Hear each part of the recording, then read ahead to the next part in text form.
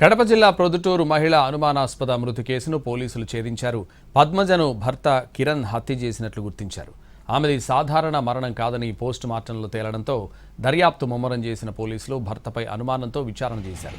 ఇందులో కిరణ్కు మరో మహిళతో అక్రమ సంబంధం ఉన్నట్లు తేలింది. భార్య అడ్డు తప్పించుకోవడానికి అతడు ఈ ఘాతుకానికి పాల్పడినట్లు బయటపడింది.